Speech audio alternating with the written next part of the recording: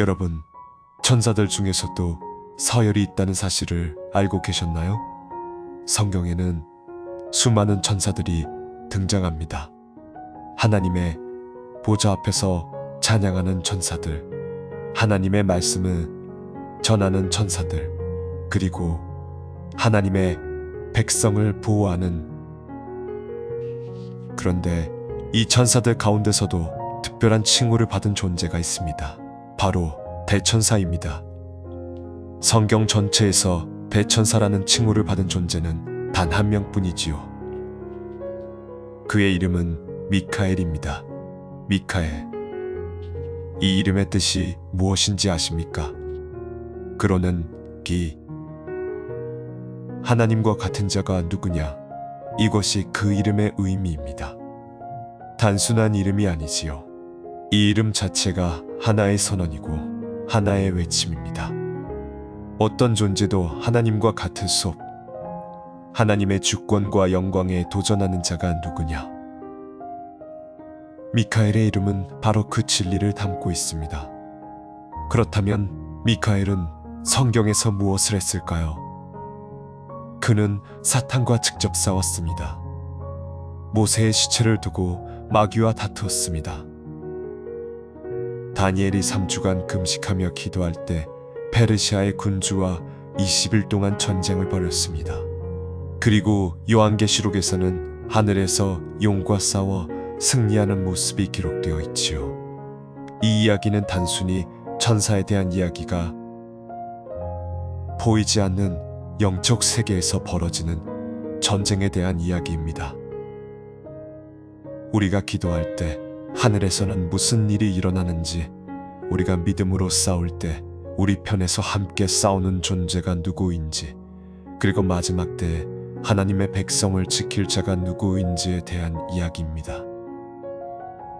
오늘 우리는 다니엘서, 유다서, 요한계시록에 기록된 미카엘의 모든 이야기를 살펴볼 것입니다. 페르시아의 어둠 속에서 홀로 기도하던 늙은 선지자 다니엘. 그의 기도가 하늘에 닿았을 때 영적 세계에서 벌어진 전쟁. 모세가 세상을 떠난 후 그의 시신을 두고 벌어진 논쟁. 그리고 하늘에서 용과 대천사가 맞붙은 우주적 전투까지. 이 모든 이야기를 함께 들어보겠습니다. 자, 본격적으로 시작하기 전에 구독과 좋아요 버튼을 살짝 눌러보세요. 댓글에 아멘 남겨주시면 오늘 밤 주님의 평안이 여러분과 함께 하시길 기도드립니다. 이야기는 지금부터 시작됩니다. 태초에 하나님이 천지를 창조하셨습니다. 그런데 하나님은 땅만 만드신 것이 아니었지요. 하나님은 하늘도 창조하셨습니다. 그리고 그 하늘에는 우리 눈에 보이지 않는 존재들이 가득했습니다. 천사들이었습니다. 성경은 이 천사들에 대해 여러 곳에서 말씀하고 있습니다.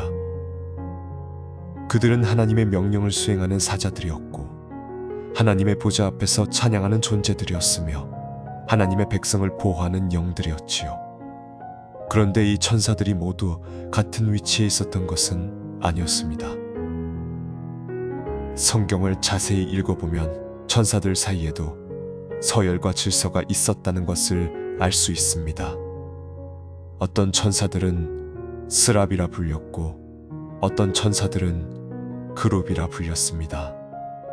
또 어떤 천사들은 주권자로, 어떤 천사들은 권세로, 어떤 천사들은, 그리고 그 가운데 가장 특별한 칭호가 있었습니다. 대천사, 헬라어로는 아르칸겔로스, 천사장이라는 뜻입니다. 성경 전체에서 이 칭호로 불린 존재는 오직 한 명뿐입니다. 바로 미카엘이지요. 미카엘이라는 이름은 히브리어에서 왔습니다. 미, 카, 에. 이 세 부분으로 이루어진 이름인데 그 뜻은 하나님과 같은 자가 누구냐입니다. 이것은 질문의 형태를 띤 선언이지요. 어떤 존재도 하나님과 같을 수 없다. 어떤 피조물도 창조주와 비교될 수 없다. 미카엘의 이름 자체가 이 진리를 담고 있는 것입니다. 그래서 그는 하나님의 영광과 주권을 수호하는 자로 불렸습니다. 다니엘서 10장에서 미카엘은 으뜸 군주 가운데 하나로 소개됩니다. 천사가 다니엘에게 나타나서 이렇게 말했지요. 으뜸 군주 가운데 하나인 미카엘이. 이 말씀에서 우리는 미카엘의 위치를 알 수 있습니다. 그는 천사들 가운데 가장 높은 자리에 있는 존재들 중 하나였습니다. 단순히 명령을 수행하는 천사가 아니라 천군을 이끄는 지휘관이었지요. 그런데 미카엘의 역할은 단순히 높은 자리에 앉아 있는 것이 아니었습니다. 그는 전쟁하는 천사였습니다. 성경에서 미카엘이 등장하는 장면을 보면 항상 전투와 연관되어 있습니다. 그는 어둠의 세력과 직접 맞서 싸우는 존재였지요. 다니엘서에서는 페르시아의 군주와 싸웠고 유다서에서는 마귀와 다투었으며 요한계시록에서는 용과 전쟁을 벌였습니다. 그의 검은 신은 법이 없었습니다. 또한 미카엘은 이스라엘 백성의 수호자로 특별히 지정된 존재였습니다. 다니엘서 12장에서 천사는 이렇게 말했습니다. 그때에 내 민족을 지키는 큰 군주 미카엘이 일어날 것입니다. 여기서 내 민족이란 이스라엘을 가리킵니다. 미카엘은 모든 천사 가운데 특별히 하나님의 선택된 백성을 보호하는 임무를 맡은 것이지요. 이것이 왜 중요한지 아십니까? 성경은 보이는 세계 뒤에 보이지 않는 영적 세계가 있다고 말씀합니다. 그리고 그 영적 세계에서는 치열한 전쟁이 벌어지고 있지요. 선한 천사들과 타락한 천사들 사이의 전쟁, 빛과 어둠 사이의 전쟁. 이 전쟁의 최전선에서 하나님의 백성을 위해 싸우는 존재가 바로 미카엘인 것입니다. 미카엘의 존재는 우리에게 큰 위로가 됩니다. 우리가 보지 못하는 곳에서 우리를 위해 싸우는 존재가 있다는 것. 우리의 기도가 하늘에 닿을 때 그 응답을 위해 전투를 벌이는 존재가 있다는 것. 우리가 영적 싸움에서 홀로가 아니라는 것. 이것이 미카엘에 대한 이야기가 우리에게 주는 첫 번째 메시지입니다. 그러나 미카엘에 대해 더 깊이 알기 위해서는 그가 실제로 어떤 일을 했는지 살펴보아야 합니다. 성경에는 미카엘의 활동이 세 곳에 기록되어 있습니다. 다니엘서, 유다서, 그리고 요한계시록. 이제 우리는 이 세 이야기를 하나씩 따라가 볼 것입니다. 가장 먼저 바빌론과 페르시아 시대로 가보겠습니다. 그때는 이스라엘에게 가장 어두운 시대였습니다. 예루살렘은 무너졌고 성전은 불탔으며 하나님의 백성은 이방 땅에 포로로 끌려가 있었지요. 그 암흑의 시대에 한 늙은 선지자가 있었습니다. 그의 이름은 다니엘이었습니다. 젊은 시절 바빌론에 끌려와 80년을 이방 땅에서 살았던 사람. 그러나 하나님을 향한 믿음을 결코 잃지 않았던 사람. 그가 3주간 금식하며 기도했을 때 하늘에서는 놀라운 일이 벌어지고 있었습니다. 바빌론 제국이 무너지고 페르시아 제국이 일어났습니다. 고레스 왕이 권좌에 앉아 세상을 다스리던 때였지요. 그때 다니엘은 이미 80이 넘은 노인이었습니다. 그의 머리카락은 눈처럼 하얗게 새었고 주름진 얼굴에는 오랜 세월의 흔적이 새겨져 있었습니다. 그러나 그의 눈빛만은 여전히 맑았지요. 하나님을 향한 믿음의 불꽃이 꺼지지 않고 타오르고 있었기 때문입니다. 다니엘은 이방 땅에서 80년을 살았습니다. 젊은 시절 예루살렘이 불타는 것을 보았고 동족들이 쇠사슬에 묶여 끌려가는 것을 보았습니다. 그 자신도 포로로 끌려왔지요. 그러나 하나님은 그를 이방 땅에서 높이셨습니다. 바빌론 왕 느부갓네살의 꿈을 해석했고 벨사살 왕의 잔치에서 벽에 쓰인 글자를 읽었으며 다리오 왕 아래서는 총리의 자리에까지 올랐습니다. 그러나 다니엘의 마음은 항상 예루살렘을 향해 있었습니다. 고레스 왕 3년에 다니엘은 큰 환상을 보았습니다. 그 환상의 내용이 무엇이었는지는 정확히 알 수 없지만 그것은 다니엘의 마음을 깊이 뒤흔들었습니다. 아마도 하나님의 백성의 미래와 관련된 것이었을 겁니다. 다니엘은 그 환상의 의미를 깨닫기 위해 하나님 앞에 자신을 낮추기로 결심했습니다. 그래서 다니엘은 3주간 슬퍼하기를 시작했습니다. 3주 20일이지요. 그 기간 동안 다니엘은 맛있는 음식을 먹지 않았습니다.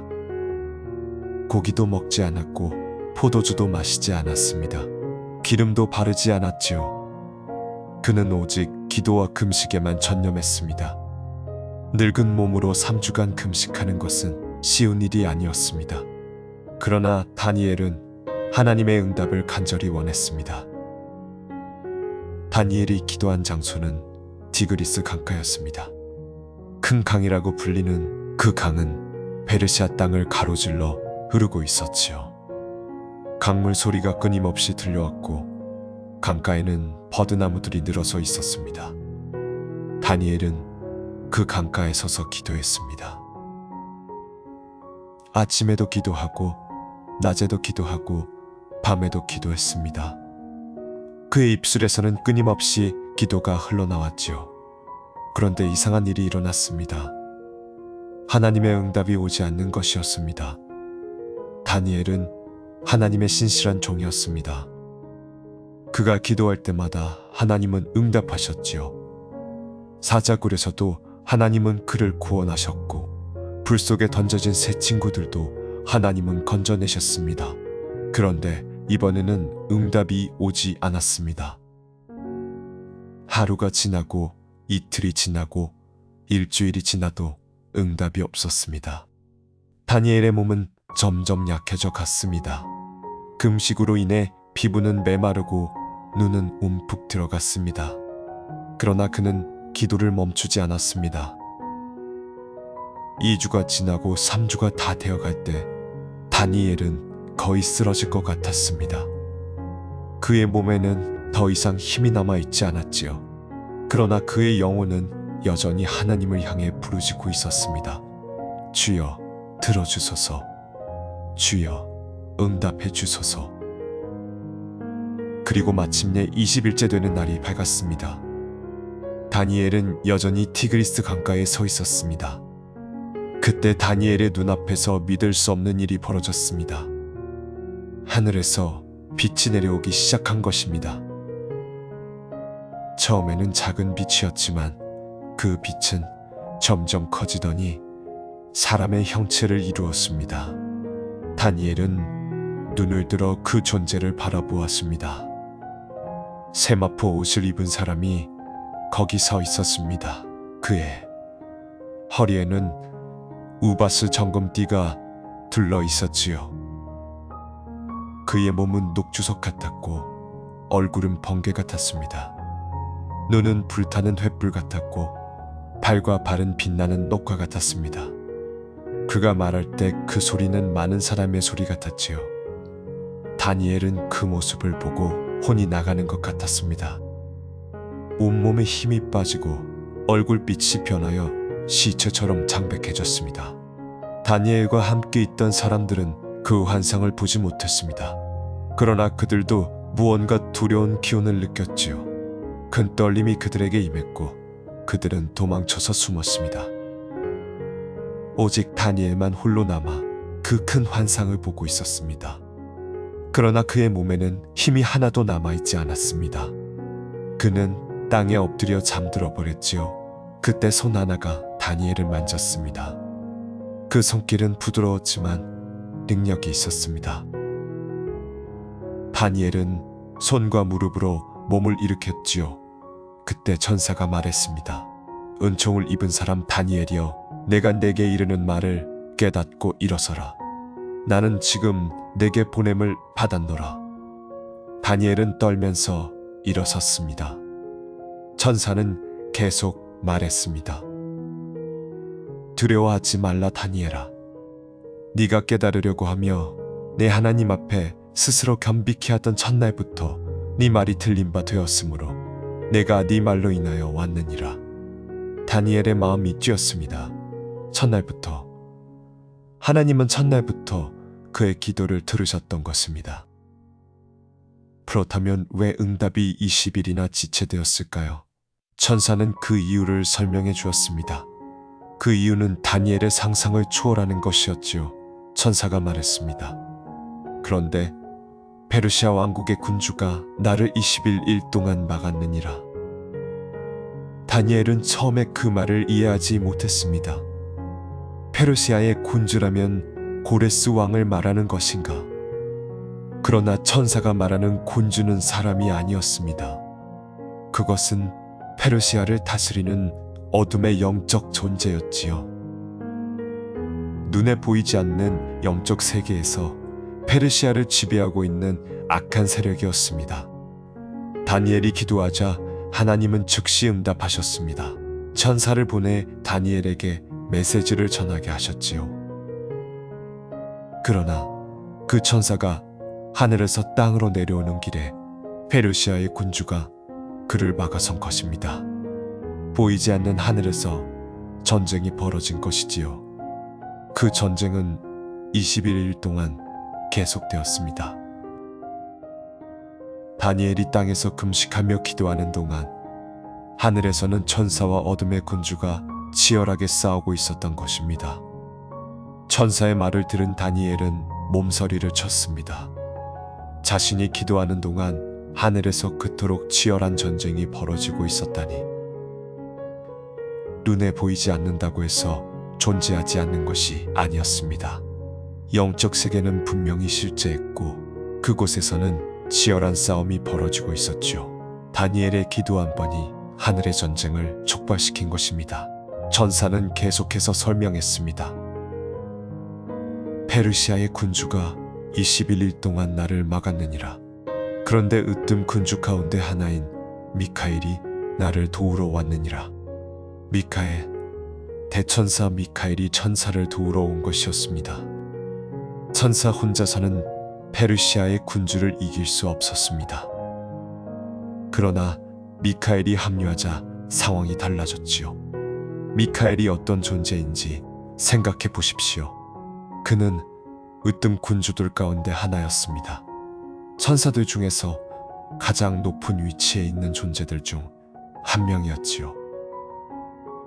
그의 이름은 하나님과 같은 자가 누구냐 라는 뜻이었습니다. 어둠의 세력이 하나님의 권위에 도전할 때 미카엘은 그 앞에 서서 선언하는 존재였습니다. 하나님과 같은 자가 누구냐? 어떤 존재도 하나님과 같을 수 없다. 미카엘이 전장에 나타났을 때 어둠의 군주는 움찔했을 것입니다. 대천사의 위엄은 보통 천사들과 달랐기 때문이지요. 그의 검은 하나님의 영광으로 빛나고 있었고 그의 눈에는 신성한 불꽃이 타오르고 있었습니다. 미카엘은 주저하지 않고 전투에 뛰어들었습니다. 그의 검이 어둠을 가르며 휘둘러졌지요. 하늘에서 벌어진 그 전투의 모습을 상상해 보십시오. 빛의 존재들과 어둠의 존재들이 충돌하는 장면, 불꽃이 튀고 천둥 같은 소리가 울려 퍼지는 광경. 미카엘의 검이 어둠의 군주를 내리칠 때마다 번개가 치는 것 같았을 것입니다. 그 전투는 인간의 눈에는 보이지 않았지만 영적 세계에서는 우주를 뒤흔드는 대전쟁이었지요. 천사는 다니엘에게 말했습니다. 내가 페르시아 왕들과 함께 거기 있다가 이제 네게 왔느니라. 페르시아 왕들이라는 표현에 주목해 보십시오. 이것은 단수가 아니라 복수입니다. 페르시아를 지배하는 어둠의 세력은 하나가 아니라 여럿이었다는 것을 알 수 있지요. 사는 그 모든 세력과 싸우면서 천사는 다니엘에게 온 것입니다. 그런데 천사의 말 중에 더 놀라운 부분이 있습니다. 천사는 이렇게 말했지요. 내가 이제 내게 이 글에 기록된 것을 알리러 왔느니라. 그러나 내가 돌아가서 페르시아 군주와 싸워야 하느니라. 내가 나가면 그리스 군주가 오리라. 그러나 내 군주 미카엘 외에는 이 일에서 나와 함께 힘을 합쳐 싸우는 자가 없느니라. 이 말이 무슨 뜻인지 아십니까?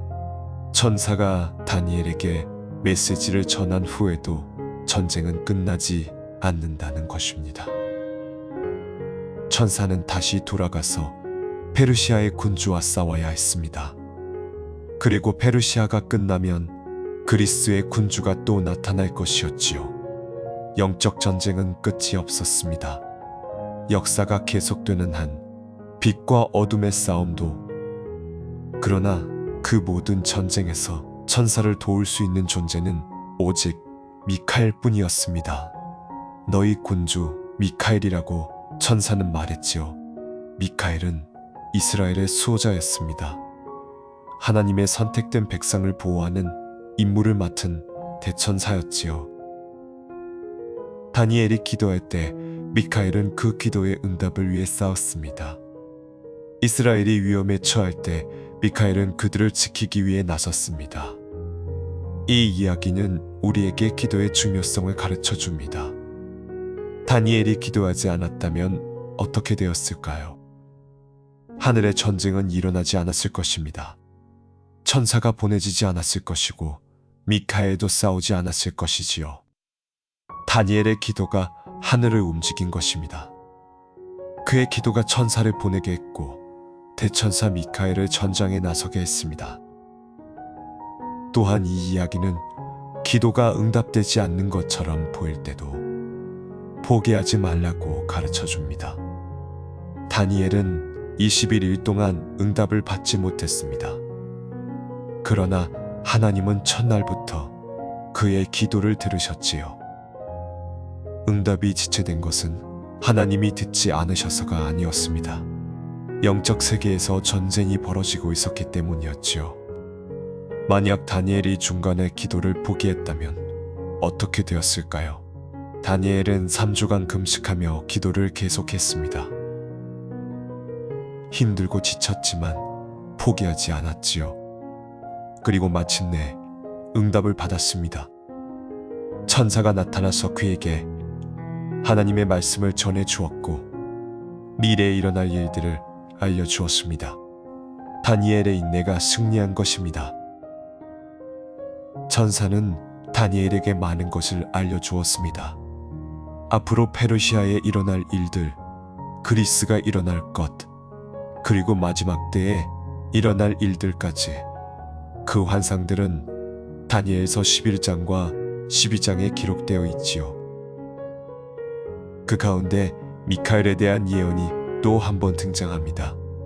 다니엘서 12장 1절에서 천사는 이렇게 말했습니다. 그때에 내 민족을 지키는 큰 군주 미카엘이 일어날 것이며 나라가 시작된 이래로 그때까지 없었던 환난의 때가 있을 것이니라. 그때엔 네 백성 가운데서 책에 기록된 자마다 건짐을 얻을 것이니라. 이것은 마지막 때에 대한 예언이었습니다. 역사의 종말에 큰 환난이 올 것이지만 그때 미카엘이 일어나 하나님의 백성을 지킬 것이라는 것이지요. 미카엘은 과거에만 싸운 것이 아닙니다. 현재에도 싸우고 있고 미래에도 싸울 것입니다. 마지막 때에 가장 큰 환난이 올 때 미카엘은 일어나서 하나님의 백성을 보호할 것입니다. 그것이 다니엘이 받은 예언이었지요. 천사의 말을 들은 다니엘은 깊은 위로를 받았을 것입니다. 아무리 큰 어둠이 몰려와도 하나님의 백성을 지키는 존재가 있다는 것을 알았기 때문입니다. 이제 우리는 또 다른 이야기로 가봅니다. 다니엘의 시대에서 훨씬 더 거슬러 올라가는 이야기입니다. 모세 시대로 가보겠습니다. 이집트에서 히브리 노예들을 이끌고 나온 위대한 지도자 모세. 그가 광야에서 40년을 방황한 끝에 드디어 가나안 땅 앞에 섰을 때 그의 인생은 끝을 향해 가고 있었습니다. 모세는 120세가 되었습니다. 성경은 그의 눈이 흐려지지 않았고 기력이 쇠하지 않았다고 기록합니다. 그러나 하나님은 모세에게 말씀하셨지요. 너는 요단강을 건너지 못할 것이라. 모세는 무리바 물가에서 잘못을 저질렀기 때문에 약속의 땅에 들어갈 수 없었습니다. 그 대신 느보산에 올라가 멀리서 그 땅을 바라보기만 해야 했지요. 모세가 느보산에 올라갔을 때 그의 마음은 어떠했을까요? 40년 동안 이끌어온 백성들이 드디어 약속의 땅에 들어가려 하고 있었습니다. 그러나 자신은 그들과 함께 가지 못했지요. 슬픔이 있었을 것입니다. 그러나 동시에 평안도 있었을 것입니다. 하나님의 뜻이라면 받아들여야 한다는 것을 모세는 알고 있었으니까요. 하나님이 모세에게 그 땅을 보여주셨습니다. 길르앗 온 땅, 단까지, 납달리 온 땅, 에브라임과 므낫세의 땅, 유다 온 땅, 서해까지, 남방 땅과 종려나무의 성읍 여리고 골짜기 평지, 소알까지. 모세는 산꼭대기에서 그 모든 것을 바라보았습니다. 눈에 눈물이 고였는지도 모릅니다. 그러나 그 눈물은 슬픔의 눈물만은 아니었을 것입니다. 감사의 눈물이기도 했을 것이지요. 그리고 모세는 거기서 죽었습니다. 하나님의 종 모세가 하나님의 말씀대로 모압 땅에서 죽었다고 성경은 기록합니다. 그의 죽음은 평화로웠을 것입니다. 하나님과 대면하여 말씀을 나누던 사람, 홍해를 가르고 시내산에서 율법을 받은 사람, 그 위대한 선지자가 마지막 숨을 거두었습니다. 그런데 모세의 장래에는 특별한 일이 있었습니다. 하나님이 직접 모세를 장사 지내셨다고 성경은 기록합니다. 윗볼 맞은편 모압 땅 골짜기에 그를 장사하셨는데 오늘날까지 그 묘를 아는 자가 없다고 하지요. 하나님이 왜 직접 모세를 장사 지내셨을까요? 그리고 왜 그 무덤의 위치를 아무도 모르게 하셨을까요? 이스라엘 백성의 특성을 생각해보면 그 이유를 짐작할 수 있습니다. 이스라엘 백성은 광야에서 여러 번 우상 숭배에 빠졌지요. 금송아지를 만들어 섬겼고 바알에게 절했습니다. 만약 모세의 무덤이 알려졌다면 어떻게 되었을까요? 백성들이 그 무덤을 성지로 만들어 숭배했을지도 모릅니다. 하나님은 그것을 막기 위해 모세의 무덤을 감추신 것입니다. 그러나 모세의 장래에는 또 다른 사건이 있었습니다. 이 사건은 신약 성경 유다서에 짧게 기록되어 있죠. 유다서 9절에 이렇게 기록되어 있습니다. 천사장 미카엘이 모세의 시체에 대하여 마귀와 다투어 변론할 때에 감히 모욕하는 판결을 내리지 않고 다만 주께서 너를 꾸짖으시기를 원하노라 하였느니라. 이 구절은 성경에서 가장 신비로운 구절 중 천사장 미카엘이 마귀와 다투었다. 그 다툼의 대상은 모세의 시체였다. 미카엘은 마귀를 모욕하지 않고 오직 주께서 너를 꾸짖으시기를 원하노라고 말했다. 이것이 유다서가 전하는 이야기의 전부입니다. 이 짧은 구절 뒤에 어떤 이야기가 숨겨져 있을까요? 마귀는 왜 모세의 시체를 원했을까요? 그리고 미카엘은 왜 그것을 막았을까요? 성경은 자세한 내용을 말해주지 않습니다. 그러나 우리는 몇 가지를 추측해 볼 수 있지요. 마귀가 모세의 시체를 원한 이유는 무엇이었을까요? 아마도 마귀는 모세의 시체를 이용하여 이스라엘 백성을 타락시키려 했을 것입니다.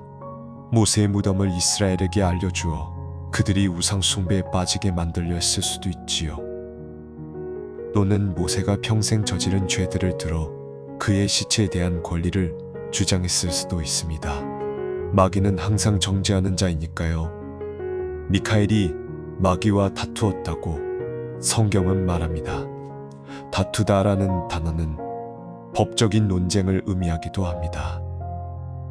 미카엘과 마귀 사이에 일종의 재판이 벌어진 것이지요. 마귀는 모세의 시체에 대한 권리를 주장했고 미카엘은 그것을 반박했습니다. 그 논쟁이 어떻게 진행되었는지 우리는 알 수 없습니다. 그러나 한 가지 확실한 것이 있습니다. 미카엘은 마귀를 직접 모욕하거나 정죄하지 않았다는 것입니다. 미카엘은 대천사였습니다. 천사들 중에서 가장 강한 존재였지요. 그는 마귀를 이길 수 있는 능력이 있었습니다. 그럼에도 불구하고 그는 자신의 권위로 마귀를 정죄하지 않았습니다. 대신 그는 이렇게 말했지요. 주께서 너를 꾸짖으시기를 원하노라. 이 말의 의미는 무엇일까요? 미카엘은 자신이 아니라 하나님께 판단을 맡긴 것입니다.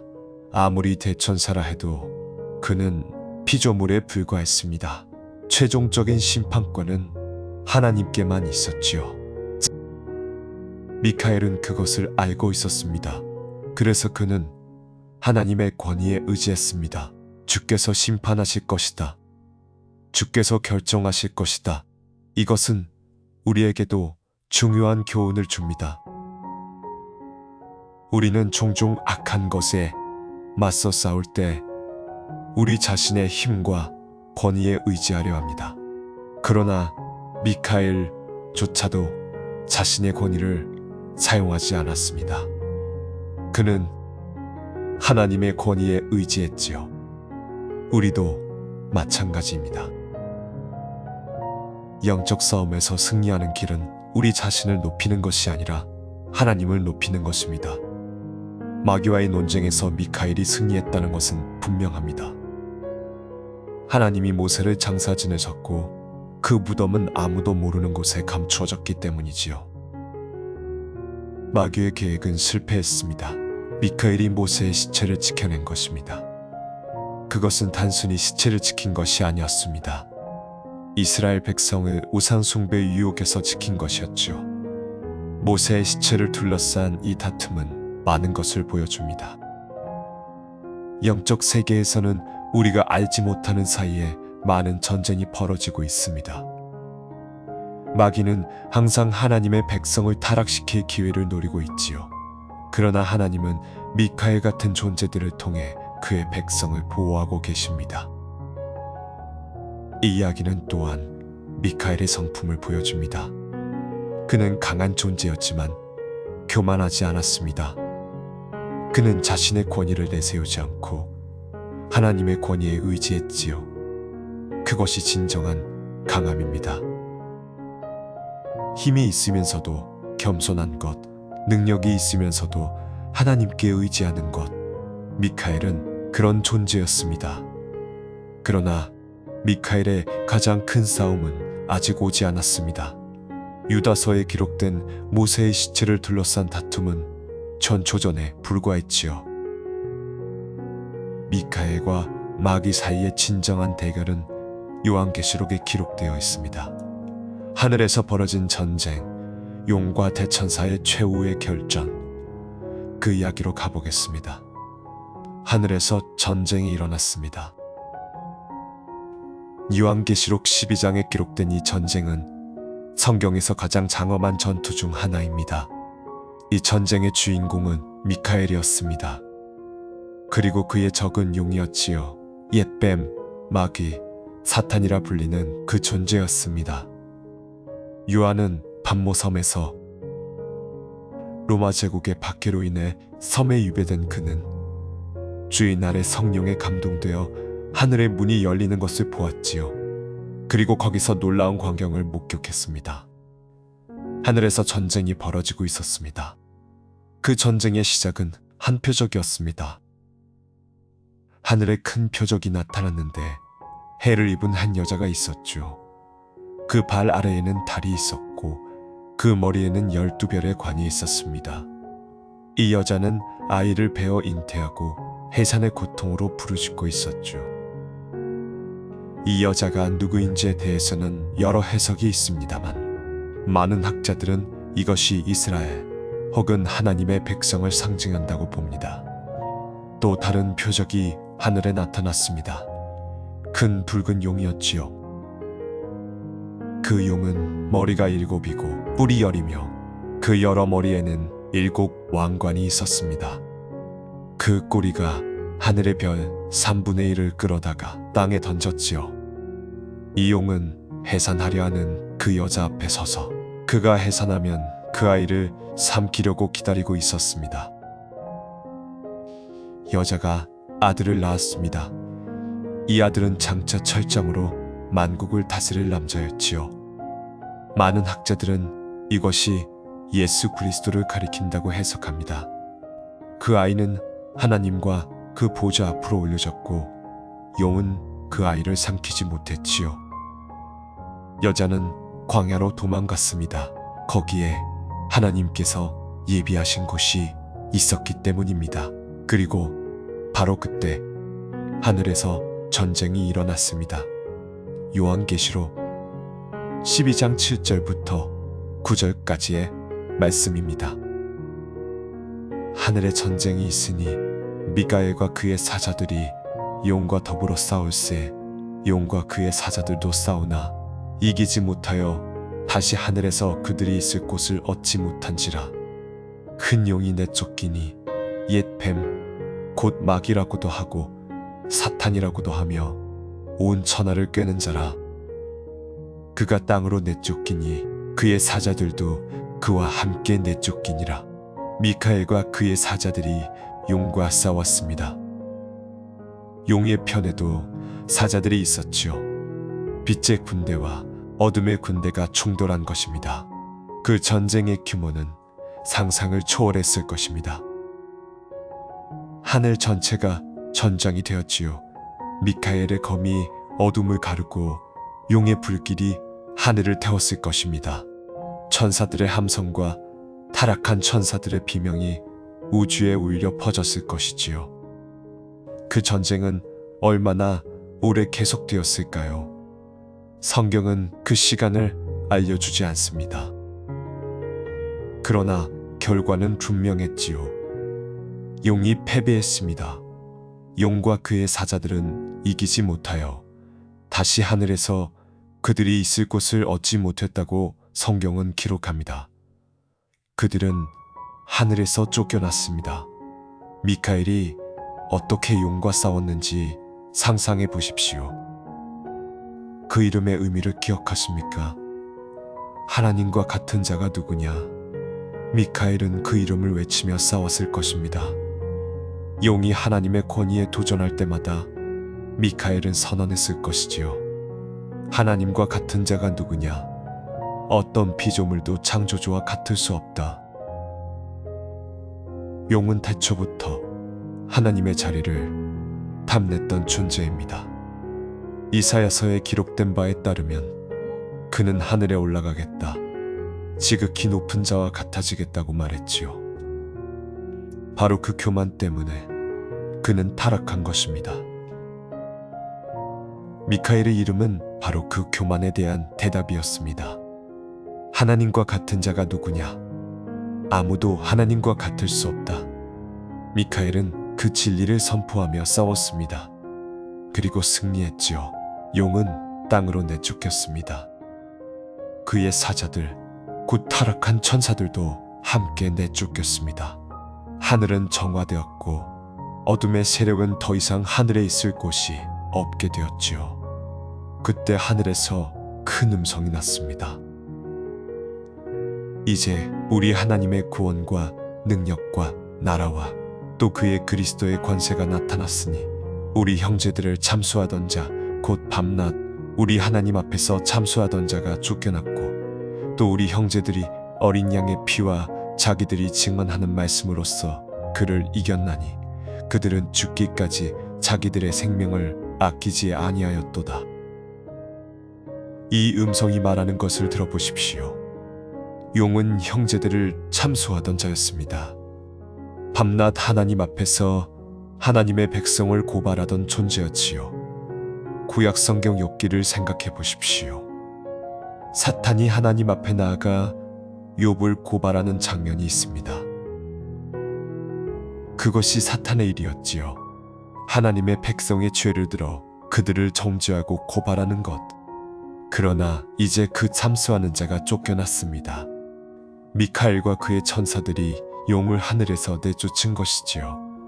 하나님 앞에서 더 이상 성도들을 참수할 수 없게 되었습니다.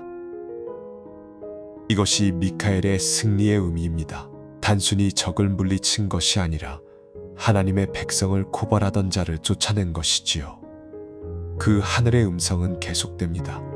그러므로 하늘과 그 가운데에 거하는 자들은 즐거워하라. 그러나 땅과 바다는 화 있을진저. 이는 마귀가 자기의 때가 얼마 남지 않은 줄을 알므로 크게 분내어 너희에게 내려갔음이라. 하늘에서 쫓겨난 용은 땅으로 내려갔습니다. 그리고 더욱 분노하여 하나님의 백성을 핍박하기 시작했지요. 용이 땅에 내쫓긴 후에 무엇을 했습니까? 그는 아들을 낳은 여자를 핍박했습니다. 여자에게는 큰 독수리의 두 날개가 주어졌고 그 날개로 광야의 자기 곳으로 날아가 뱀의 낯을 피하였지요. 뱀이 여자의 뒤에서 물을 강처럼 토하여 여자를 떠내려가게 하려 했으나 땅이 그 입을 벌려 용이 입에서 토한 강물을 삼켜버렸습니다.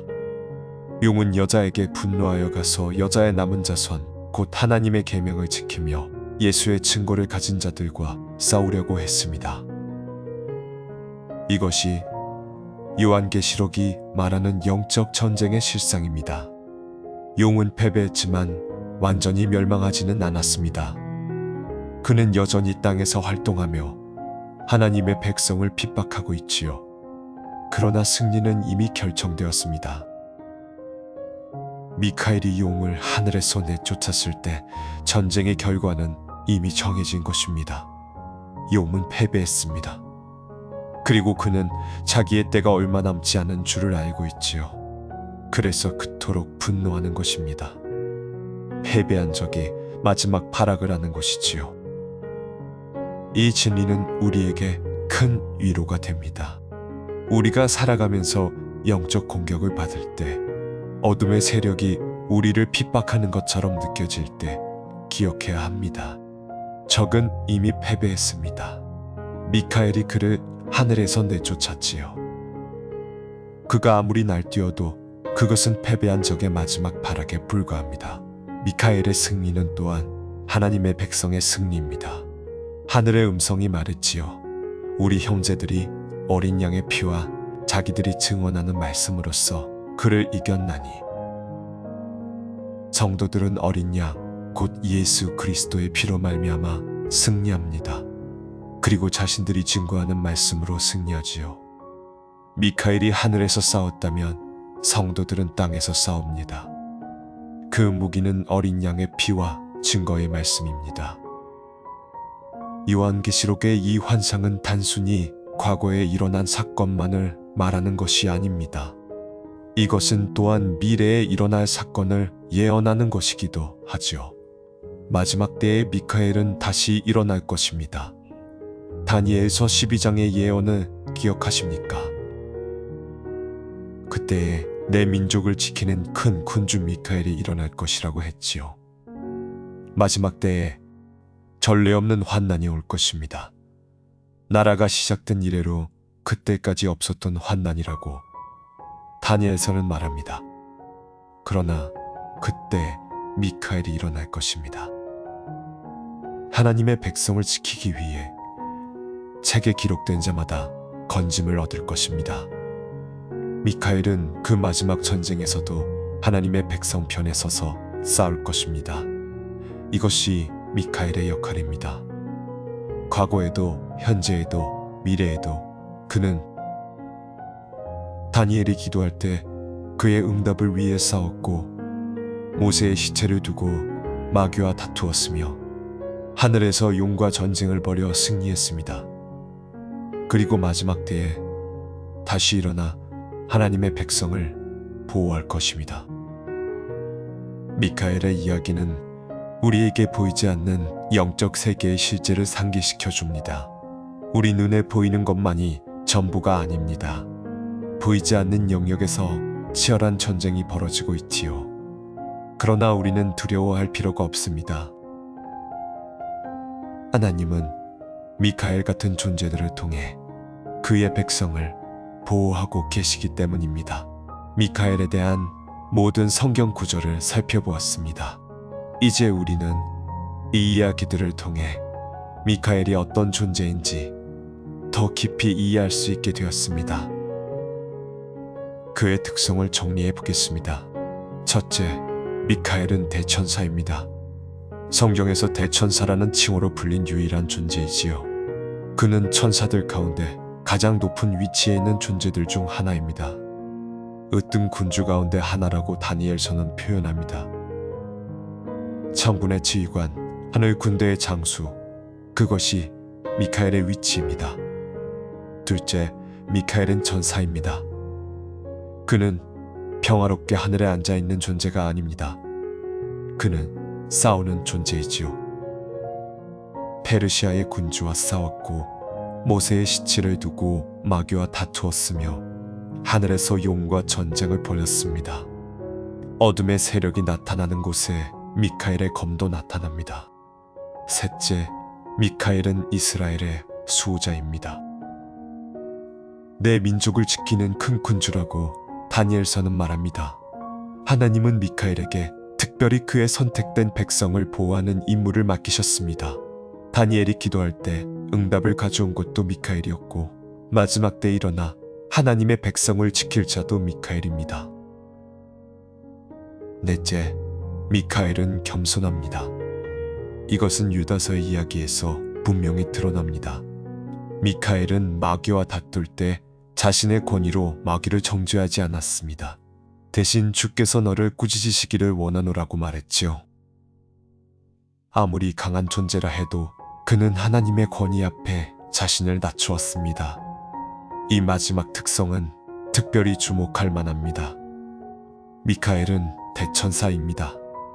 천사들 중 가장 강한 존재이지요. 용과 싸워 이길 수 있는 능력이 있습니다. 그럼에도 불구하고 그는 자신의 권위를 내세우지 않았습니다. 하나님께 모든 영광을 돌렸지요. 이것이 진정한 강함의 모습입니다. 힘이 있으면서도 겸손한 것, 능력이 있으면서도 하나님께 의지하는 것, 미카엘의 이름 자체가 그것을 선언하고 있지요. 하나님과 같은 자가 누구냐? 미카엘은 자신이 아무리 강해도 하나님과 같을 수 없다는 것을 알고 있었습니다. 그래서 그는 겸손할 수 있었지요. 반면에 용은 어떻습니까?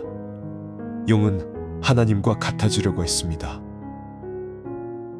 하늘에 올라가겠다, 지극히 높은 자와 같아지겠다고 말했지요. 바로 그 교만 때문에 그는 타락했습니다. 미카엘과 용의 차이는 바로 여기에 있습니다. 미카엘은 겸손했고 용은 교만했습니다. 미카엘은 하나님을 높였고 용은 자기를 높였습니다. 그리고 우리는 그 결과를 알고 있습니다. 겸손한 자가 승리하고 교만한 자가 패배합니다. 미카엘은 용을 하늘에서 내쫓았지요.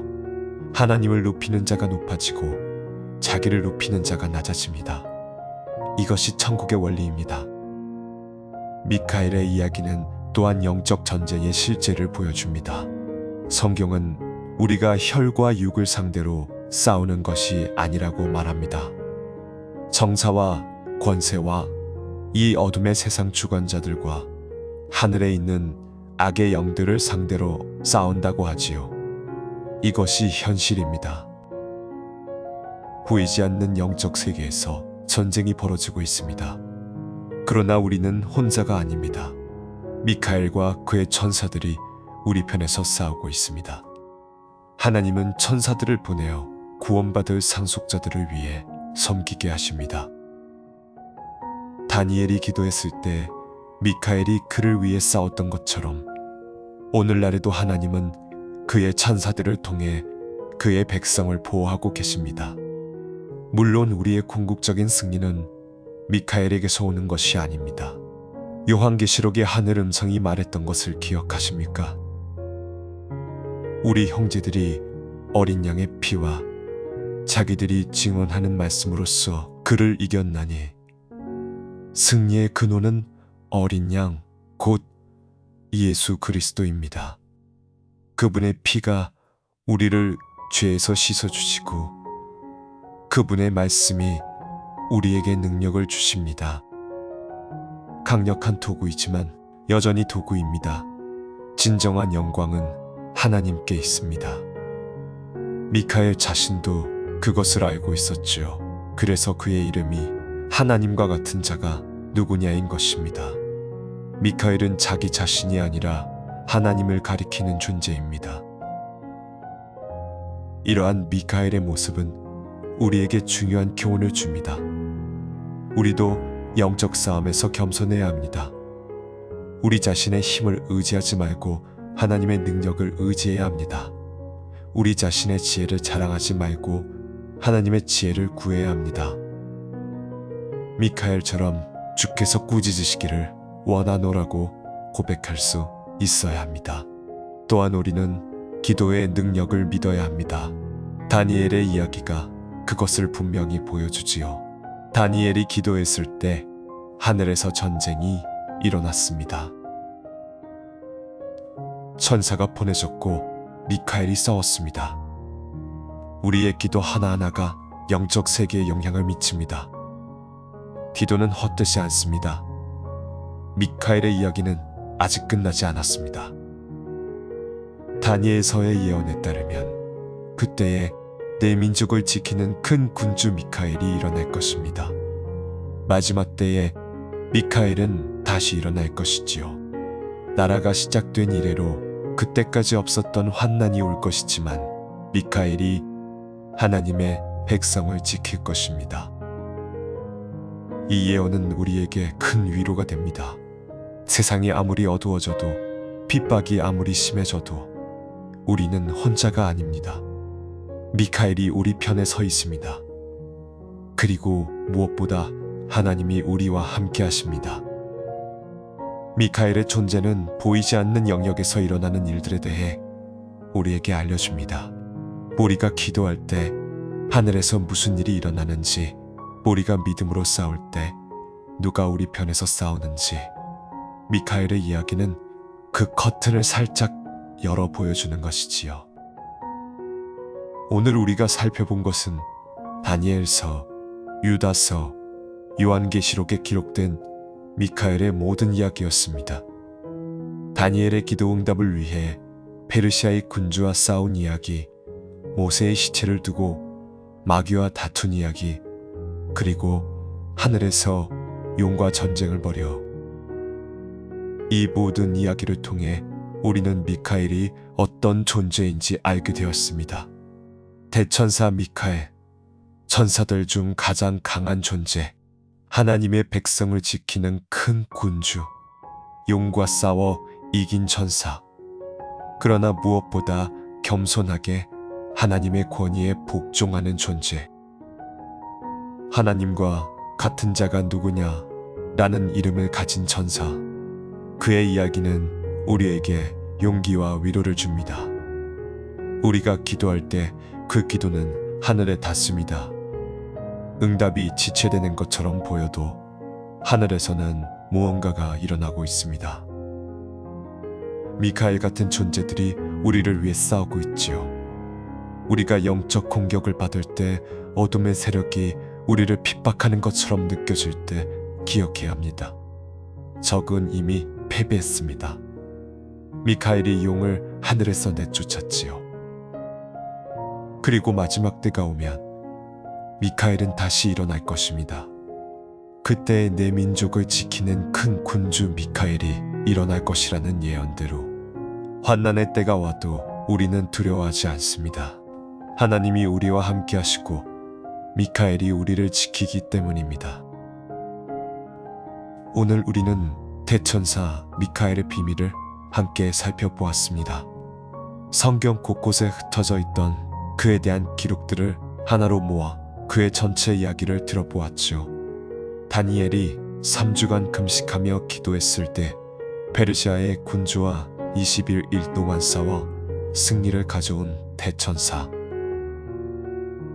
모세의 시체를 두고 마귀와 다투면서도 겸손하게 주께서 너를 꾸짖으시기를 원하노라고 말한 천사장. 하늘에서 용과 전쟁을 벌여 그를 땅으로 내쫓은 하늘 군대의 장수 미카엘의 이야기는 우리에게 보이지 않는 세계의 실제를 일깨워 줍니다. 우리 눈에 보이는 것만이 전부가 아닙니다. 우리가 기도할 때, 믿음으로 싸울 때 영적 세계에서는 치열한 전쟁이 벌어지고 있지요. 그러나 우리는 혼자가 아닙니다. 하나님은 미카엘과 같은 강력한 존재들을 통해 그의 백성을 보호하고 계십니다. 미카엘의 이름, 하나님과 같은 자가 누구냐? 이 질문은 오늘 우리에게도 던져집니다.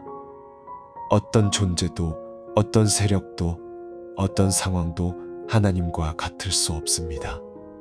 우리가 두려움에 사로잡힐 때, 문제가 너무 커 보일 때, 이 진리를 기억합시다. 하나님과 같은 자가 누구냐? 우리의 하나님은 천지를 창조하신 분이십니다. 미카엘을 보내어 용과 싸우게 하신 분이십니다. 그 하나님이 우리와 함께 하십니다. 여러분의 삶에 어떤 영적 전쟁이 있습니까? 어떤 어둠의 세력이 여러분을 공격하고 있습니까? 기도하십시오. 다니엘처럼 포기하지 말고 기도하십시오. 하나님은 첫날부터 여러분의 기도를 들으십니다. 그리고 미카엘을 보내어 여러분을 위해 싸우게 하실 것입니다. 오늘 이야기가 여러분의 마음에 은혜로 남았기를 바랍니다. 댓글에 아멘 남겨주시며 함께 기도해 주세요. 구독과 좋아요로 응원해 주시면 큰 힘이 됩니다. 주님의 평안이 함께 하시길